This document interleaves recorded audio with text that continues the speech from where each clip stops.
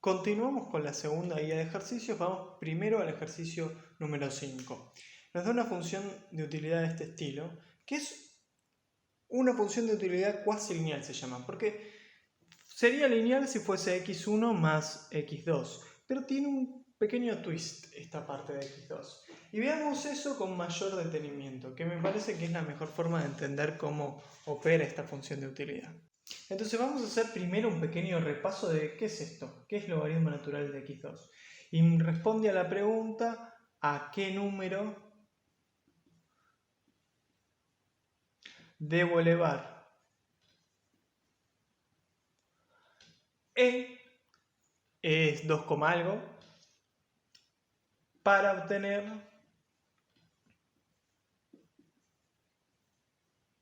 x2? Unos ejemplos para que se entienda bien. ¿Cuál es el logaritmo natural de 7,389? Y esto es aproximadamente 2. ¿Por qué? Porque e al cuadrado es igual a 7,389, bla, bla, bla. ¿Cuál es el logaritmo natural de 2,718? Esto es aproximadamente 1, porque e es 2,718, bla, bla. ¿Cuál es este logaritmo natural? Bueno,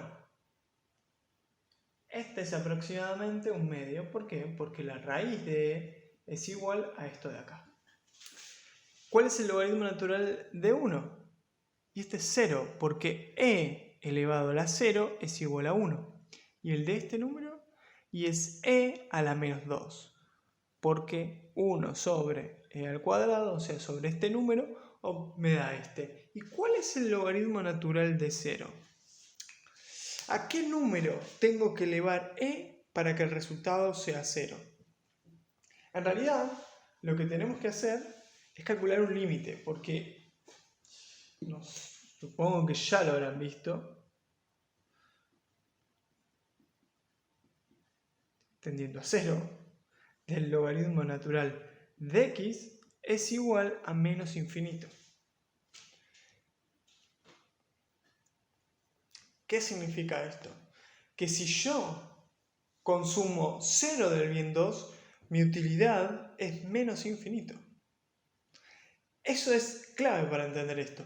Sí o sí, lo primero que voy a querer hacer es consumir algo, aunque sea poquito, del bien 2.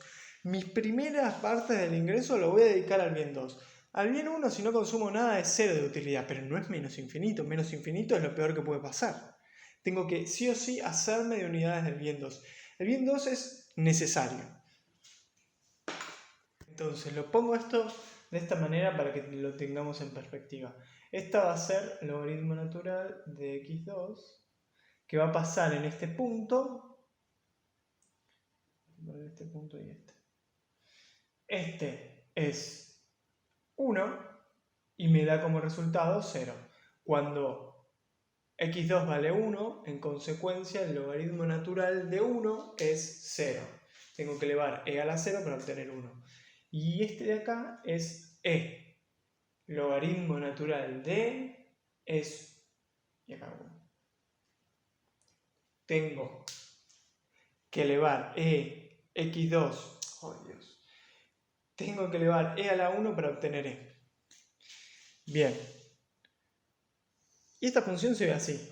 Este tramo va a ser el que nosotros queremos evitar sobre todo. En un momento esta función deja de ser muy creciente y es como que no nos interesa tanto. Por acá va a estar el juego. Bien, gráficamente lo hice por separado. La función de utilidad va a ser la suma de estas dos. Se tendría que hacer de forma tridimensional, pero lo pongo en ejes separados para que se entienda. La función logaritmo natural es una cosa así. Desde 0 hasta 1 es negativa. Luego empieza a ser positiva. Siempre es creciente, pero bueno, tenemos este problema. Vamos a querer evitar por sobre todo esta primera parte y tener cantidades muy poquititas, muy chiquitas, porque poquitas cantidades me van a arrojar valores de utilidad muy negativos. Luego, de un punto, ya es como que me da un poco lo mismo tener de este o tener del otro. Pero al principio, todo nuestro dinero debería enviarse a este bien. Y esto resulta capaz un poco confuso porque ¿cómo es que al principio sucede una cosa hasta que en un cierto punto sí empiezo a balancear y tener un poquito de los dos? Eso es lo que nos parece decir. ¿Hasta qué punto es ese? Bien, habiendo dicho esto, vamos a calcular el lagrangiano, lo vamos a plantear, que va a ser x1 más logaritmo natural de x2 más lambda. Y acá escribo la restricción presupuestaria, que va a ser la riqueza, la voy a poner como W, menos P1x1 menos P2x2. Bien, tengo poca tinta y estoy en cuarentena, no tengo ganas de ir a comprar, pero no se me gaste. Bueno, derivo respecto a x1. 1 más menos lambda P1. Acá ya hay algo medio raro, ¿no? No me queda x1. Y esto es igual a 1 sobre x2 menos lambda, el precio del bien 2. Luego debería derivar y obtener esta, la restricción. Voy a continuar con otro color para no gastar toda esa tinta. Igualo estas a 0, lo que voy a obtener es que lambda es 1 sobre P1. En consecuencia puedo obtener que x2, la demanda mayoriana, en principio el resultado que obtengo es que es P2 sobre P1 o P1 sobre P2. ¿Qué este resultado a priori, qué está diciendo? Primero, que no me importa mucho mi ingreso. Es decir, la demanda mayoriana en general es algo que debería ser en función de tu ingreso y sí, en función de los precios. Sube el precio del bien 2 y voy a demandar menos de X2, es cierto. Pero igual hay algo que no estás terminando de cerrar. ¿Qué pasa? ¿Cuál sería entonces la demanda de X1? Nos va a ayudar a entender eso. Para ello vamos a dejar esto por ahí. A la restricción para obtener x1. Tengo W es igual a P1 x1 más P2 de esto, que es P1 sobre P2. P1 sobre P2. Me queda W es igual P1 por x1 más 1. Paso este dividiendo, W sobre P1 es igual a x1 más 1. Resto, W menos P1 sobre P1, esto es 1 sobre P1, es igual a W menos P1 sobre P1, que es x1. Bueno, nos queda medio pegado. ¿Qué pasa si el precio del bien 1 es muy grande? ¿Cómo me da esto? La primera respuesta que obtengo es esta. Tiene un poco de sentido esta. Esta me dice, sí o sí quiero cosas del bien 2. Esta en cambio es media rara. ¿Por qué? Porque para ciertos valores del precio del bien 1, esto puede ser negativo. ¿Qué pasa? Tenemos que incluir las restricciones de no negatividad. Tenemos que decir que x1 tiene que ser mayor o igual a 0 y x2 también tiene que ser mayor o igual a 0. Las tenemos que incorporar. Acá es obvio que va a pasar porque P1 y P2 son precios, por lo tanto son positivos. Esta la ignoro un poco y me voy a concentrar en esta. Es decir que W menos P1 sobre P1 debe ser mayor o igual a 0. En consecuencia, paso este para acá, 0, W mayor o igual a P1, para que esto sea cierto. Y si no se cumple, si W es menor a P1, ¿qué hacemos? Si W, si estamos en este caso, W es más pequeño que P1, mi riqueza es muy chiquita, yo no puedo demandar cantidades negativas de x1 para poder hacerme de muchas cantidades de x2. ¿Se nota lo que está haciendo? Lo que dice es, bueno, la verdad que quiero tener mucho de x2, ¿qué hago? Bueno, vendo x1, me deshago de x1, me endeudo en x1, entre comillas. No se puede. Lo mínimo que voy a poder tener en consecuencia, ¿cuánto es? 0. En consecuencia, justo cuando W es igual a P1 tengo 0. ¿Puedo bajar más? No, ese es mi límite. Entonces estoy en el límite. Me gustaría tener x1 negativa, pero me tengo que conformar con tener x1 igual a 0. Y el resto va a ser para x2. En consecuencia, si se tiene que cumplir la restricción presupuestaria, lo que va a suceder es que vamos a tener P1 por x1, esto es 0, y vamos a tener P2 x2.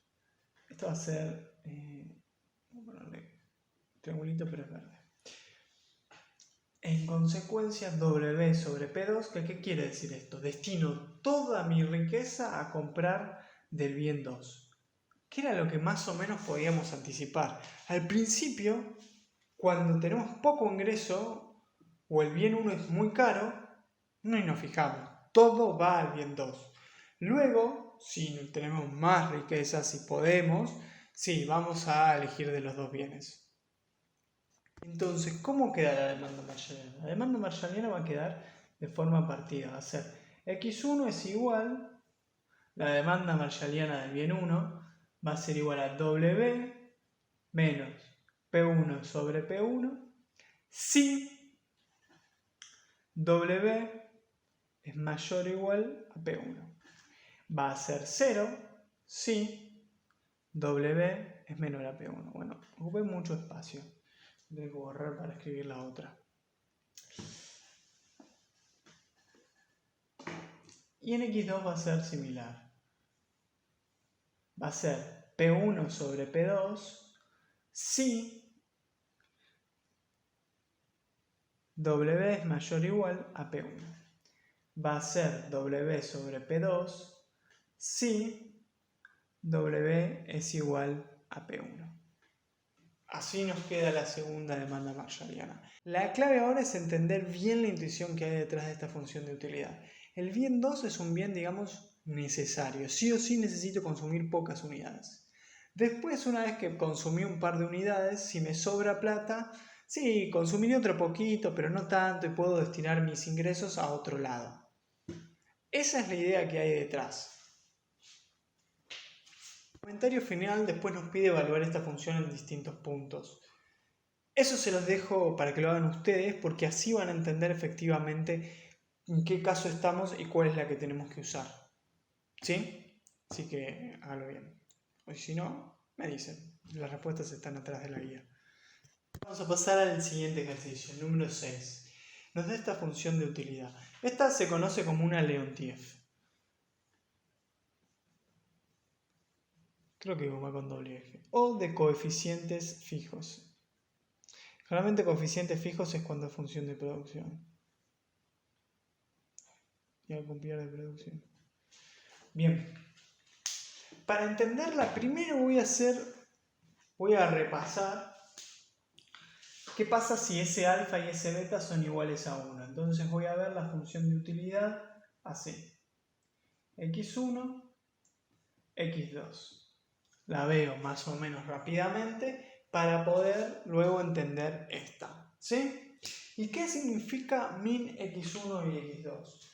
Bueno, si yo les pregunto, ¿cuál es el mínimo entre 3 y 4? La respuesta es 3. ¿Cuál es el mínimo entre 5 y menos 2? La respuesta es menos 2. ¿Cuál es el mínimo entre... Cada vez lo hago más feo. No. Entre 2 y 2. La respuesta es 2. Es fácil. Agarro dos cestas y elijo cuál es la menor. La utilidad va a ser la menor. Entonces, ¿qué pasa? Si yo tengo 50 pares de zapatillas izquierda y 2 pares de zapatillas derecha, mi utilidad va a ser igual a 2. Porque el resto no me importa, el resto de zapatillas izquierda que me sobran. Por ejemplo. ¿Cómo es esto gráficamente? Tengo este gráfico. ¿Qué puse ahí? Bueno, fueron distintos puntitos.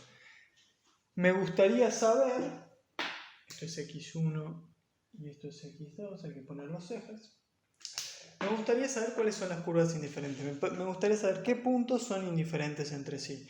Por ejemplo, agarro este punto de acá, lo voy a poner de nombre A, y agarro este de acá, lo voy a poner de nombre B. A y B, ¿son indiferentes o hay uno que es preferido? Vemos, B es 3, 2. Entonces, la utilidad de XB es igual al mínimo entre 3 y 2, por lo tanto, 2. La utilidad de A es 4, 1. Mínimo entre 4 y 1 es 1. No, B es preferido. Bien. Ahora, nótese una cosa. ¿Qué pasa si tengo el mínimo entre 3 y 1? Y también es 1. Y el mínimo entre 2 y 1. Y también es 1. Y el mínimo entre 1 y 1 también es 1. Toda esta línea recta es indiferente. ¿Y con este qué pasa? Bueno, acá tengo el mínimo entre 1 y 2, que también es 1. Esto también es indiferente. Nótese, el mínimo entre 1 y 3, 1. Todo esto me da utilidad 1. ¿Y acá qué pasa? Teníamos el mínimo entre 4 y 2 es 2. El mínimo en B, este 3 y 2, también era 2. Vamos a tener esto. Y este no se va a ver, pero podría haber una L más grande. Entonces estas funciones van a tener esta formita. Yo quisiese, en principio, maximizar una de estas funciones, lo que me va a pasar es que la restricción presupuestaria, que lo tengo que pensar más racionalmente, no puedo derivar. Las curvas de indiferencia van a estar así, y la cesta óptima va a estar acá, en el vértice, en donde min, ¿qué tengo acá? x1, x2 sean iguales. Entonces la condición en este caso para la cesta óptima va a ser min x1 igual a x2 más la restricción presupuestaria, obviamente. De a poquito. Ahora alfa y beta no van a ser 1, van a ser otros números diferentes. Va a ser un poquito más complicado, pero todavía no es el caso general. Supongamos que son 2 y 3 respectivamente. ¿Qué pasa ahora? Tratemos de hacer lo mismo que antes. Tomemos dos cestas, por ejemplo, esta que es x1 vale 6 y 6, y calculemos su utilidad. Esto es el mínimo entre 2 por 6 y 3 por 6, es decir, el mínimo entre 12 y 18. ¿Cuál es? Oh Dios, 12. Y ahora esta de acá, que esta es 7, 4. 7, 4. 3 por 7. 2 por 7, 3 por 4. Este es igual al mínimo entre 14 y 12, que también es 12. Es decir, estas dos son indiferentes. ¿Cuáles son todas las cestas que son indiferentes entre sí? Que me darían, en este caso, una utilidad de 12. Bueno, para llegar que esta función me dé 12 es que pasan dos cosas. 2 por x1 es igual a 12 y 3x2 es mayor o igual a 12. Puede ser ese el caso. Lo voy a escribir más arriba porque no tengo mucho lugar. Puede ser que 2 por x1 es igual a 12 y 3 por x2 es mayor o igual a 12. O puede ser que 2 por x1 es mayor o igual a 12 y el menor es justo igual a 12. 3 por x2 es igual a 12. Entonces, podemos despejar estos dos casos para entenderlo y me daría que x1 es igual a 6 y x2 es mayor o igual a 4. ¿Se entiende esto? ¿Por qué? Capaz que pasé un poquito rápido. 2 por x1 es igual a 12. Esto quiere decir que x1 tiene que ser igual a 6. 3 por x2 tiene que ser mayor o igual a 12. Es decir, que x2 tiene que ser mayor o igual a 4. ¿Sí? Lo mismo pasa acá. x1 mayor o igual a 6 y x2 igual a 4. Cuando suceden estas dos cosas, bien. Entonces, la sexta clave obviamente es 6, 4. ¿Cuál es? 6, 4. Acá. Si aumenta x1, si aumenta x1 es este caso, y sigo estando en 4, todas estas son indiferentes. Lo mismo acá. Nótese que, a diferencia del anterior que estaba en el centro, esta está como corrida. Si trazo una línea, acá no va a ser la recta de 45 grados. Está un poquito más abajo y más a la derecha. Es decir, quiere más de x1. Resulta al principio contraintuitivo decir que quiere más de x1, porque uno ve que el 2 acompaña x1 y el 3 acompaña x2. Pero para que este sea igual a este, x1 tiene que ser más grande. Por eso es que muchas veces esta función suele aparecer no como lo escribí recién, sino así. U es igual a min de x1 sobre 3 x2 sobre 2. ¿Qué pasa si quisiésemos llegar a un nivel de utilidad de 2? x1 sobre 3 debería ser igual a 2 o mayor. Entonces, x1 debería ser 3 por 2, 6. x2 sobre 2, esto también me debería dar 2 en el vértice. x2 debería ser 4. Representa las mismas preferencias, pero tiene un twist. Y a simple vista es más fácil porque x1, que es la más demandada, la más importante, es la que tiene el numerito más grande. No sé, al menos, capaz para ustedes es bastante tonto y simple así, pero a mí me resulta más fácil verlo de esta manera. Estuvimos laburando un poquito con esto, vamos a hallar la demanda mercalliana para que cuando tenemos algo así más genérico. Ya vimos que lo que me va a hacer alfa y beta es correr esta L. Si alfa es muy grande y beta chico, voy a estar más sobre x1. x1 es, yo lo escribo al menos acá, en el eje de las x. Si alfa es muy grande, esta L se va a correr para allá. Si al contrario beta es el que es muy grande en comparación, se va a subir. ¿Sí? Así de sencillo. Pero más allá de eso, de forma general, la restricción, la curva de indiferencia tiene que chocar con la restricción. ¿En qué punto lo hace? Y siempre lo va a hacer en el vértice. ¿Por qué? Porque la restricción nunca va a ser ni vertical ni horizontal. Al ser siempre perpendicular, el único punto tangente, entre comillas, es es el vértice. Y ahí se entiende. Aparte, pensémoslo lógicamente. Volvamos al min x1, x2. En este caso yo quiero tener cantidades iguales de ambos bienes. ¿Por qué? Porque si yo tuviese 2 de un bien y 4 del otro, el mínimo es igual a 2. Y tener 2 y 2 también es 2. Acá estoy desperdiciando. Si estoy desperdiciando, estoy gastando en 2 unidades al pedo. Estoy teniendo un gasto excesivo cuando podría alcanzar la misma utilidad con menos gasto. O podría usar ese gasto para comprar de la misma cantidad de los otros bienes. En resumen, lo más eficiente va a ser tener la misma cantidad de ambos bienes. En este caso es similar, pero no exactamente igual.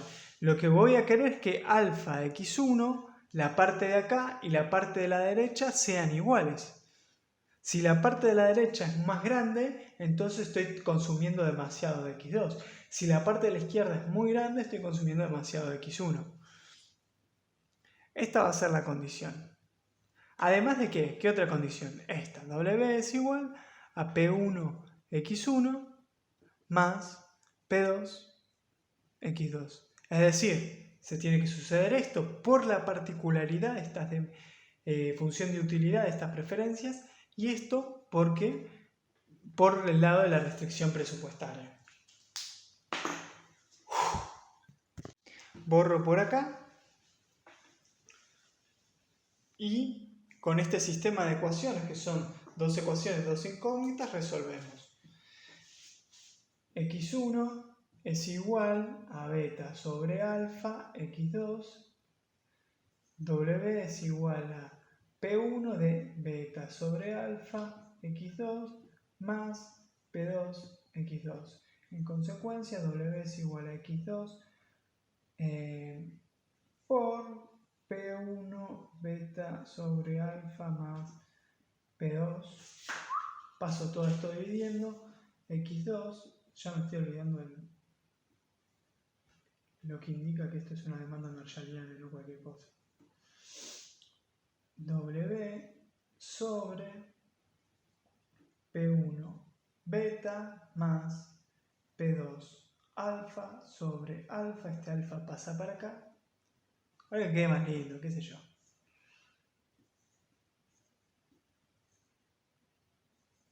P2 alfa. X1 entonces es igual a beta W P1 X1 más P2. ¿Qué escribí? P1 beta más P2 alfa. Listo, obtuvimos las demandas marshallianas. No es tan difícil a la larga, son dos ecuaciones y usar un poquito la lógica. Luego nos pregunta sobre la función de utilidad indirecta, que la función de utilidad indirecta es una función que va a depender de W, P1 y P2, que es igual a la utilidad valuada en el óptimo, la función valor de este problema. Es decir, X1, ¿qué X1 qué es? Una función de W, P1 y P2. Y la otra demanda marshalliana, que también es una función de P1, P2. Ahí estamos. Bien. La función valor va a ser igual, la función de utilidad indirecta, perdón, va a ser igual al mínimo entre alfa por la demanda marshalliana del bien 1, que es beta, por W sobre P1 beta más P2 alfa, y beta por alfa W, que es P1 beta más P2 alfa, que resulta, este es igual a este, lo único que cambiaron es estas cositas. En consecuencia, la función valor es igual a alfa por beta por W sobre P1 beta más P2 alfa. Súper fácil.